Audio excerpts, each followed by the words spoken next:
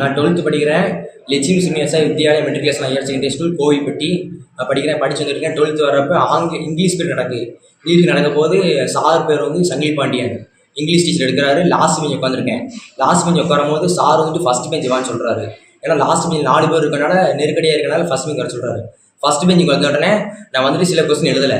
Sir சொல்ல எழுதணும். நான் எழுதலை. சில கொஸ்டின் எழுதாத நேரத்தில் சார் என் ஃப்ரெண்டுகிட்ட வந்து எழுதி அடுத்து என்னடா காட்டுறா அப்படின்னு சொல்கிறப்ப சார் வந்துட்டு அவர் தான் காட்டு அப்படின்னு சொல்கிற மாதிரி சொல்லி அவர் வந்து மூங்கில் கம்போட வந்து அடிக்க விட்டார். அவர் வந்துட்டு எதுவுமே கேட்காம அடிக்க விட்டாருங்க. இணையவாள சொல்கிற எதிர்த்து பேசுகிறார் அப்படின்னு சொல்லிட்டு அடிக்க விட்டார். வெளியே போய் நிற்க சொன்னார். நின்றுட்டு வெளியே வச்சு அடித்தார். 2 அடி அடித்தார். அதுக்கு உள்ளே போய் எப்பயும் லெசன் நடத்த போயிட்டார். லெசன் நடத்த போயிட்டு நான் அப்படி கரகத்தில் படுத்துட்டேன். கரகத்தில் படுத்த உடனேயுமே நான் சார் நான் வீட்டுக்கு போகணும் சார் விடுங்கன்னு சொல்கிறேன். ஆஃபீஸ்கிட்ட போய் பேசிக்கோங்க, ஆஃபீஸ் ரூமில் போய் பேரண்ட்ஸ் வரணும், நாங்கள் எதுவும் பண்ண முடியாது, டிசி கொடுக்க போகிறோம் அப்படி இப்படின்னு சொன்னாங்க. அதுக்கு அம்மா வந்தப்பறம் அம்மாட்ட பேசிக்கிட்டு இருந்தாங்க. அவ்வளோதான். இப்போ நீங்கள் உனக்கு எங்கே வலிக்குது என்ன செஞ்சு இப்போ கையில் முடியல பூரா இருக்குது. முடியல ரொம்ப வீக்கம் இருக்குது.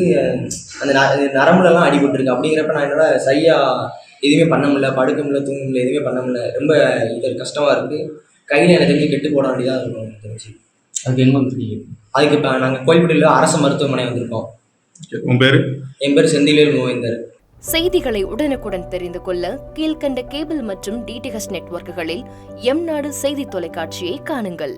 பாதகம் செய்பவரை கண்டால் நாம் பயம் கொள்ளலாகாது பாப்பா. மோதி மிதித்து விடு பாப்பா, அவர் முகத்தில் உமிழ்ந்து விடு பாப்பா. அண்மை செய்திகளை உடனுக்குடன் தெரிந்து கொள்ள இணைந்திருங்கள் எம்நாடு தொலைக்காட்சியுடன்.